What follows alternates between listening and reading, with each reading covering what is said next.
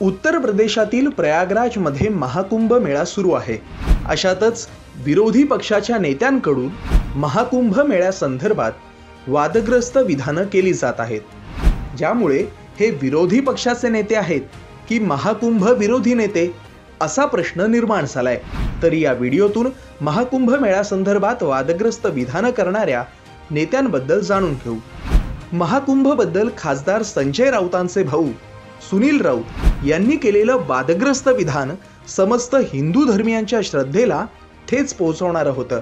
राऊत म्हणाले की आल्या काही बऱ्याच लोकांनी माझ्या पाया पडले। मी प्रयागराजला होतो का आजच आलो मुंबई। सकाळी 2 दिवस प्रयागराजची मजा घेत होतो।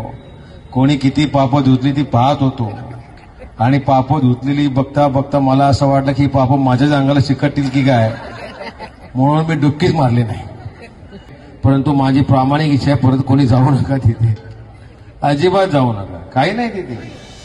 तर समाजवादी पक्षाचे प्रमुख अखिलेश यादव यांनी महाकुंभ हा शब्दच अस्तित्वात नसल्याचं सांगत अकलेचे तारे तोडले। ते म्हणाले, देखिए महाकुंभ कोई शब्द नहीं है, लेकिन इन्होंने क्योंकि महाआयोजन के लिए बहुत सारा पैसा निकालना था, इसलिए पैसे को बर्बादी करनी थी, इसलिए नाम भी इन्होंने महाआयोजन दिया और लोगों को गुमराह किया गया। 144 वर्ष बाद हो रहा है। मग या सगळ्यात काँग्रेस अध्यक्ष मल्लिकार्जुन खरगे मागे कसे राहतील? त्यांनी तर महाकुंभला स्पर्धाच म्हटलं। ते म्हणाले, अरे भाई, गंगा में डुबकी लेने से गरीबी दूर होती क्या? आपको खाना मिलता पेट को। मैं किसी की आस्था के ऊपर ठोस नहीं लगाना चाहता हूं। अगर किसी को दुख हुआ तो मैं माफी चाहता हूं, लेकिन आप बताइए, अरे जब बच्चा भूखा मर रहा है, बच्चा स्कूल में नहीं जा रहा है, मजदूरों को मजदूरी नहीं मिल रही है, जब ये है तो ये लोग जाकर हजारों रुपए खर्च करके कंपटीशन पे डुबकियां मार रहे।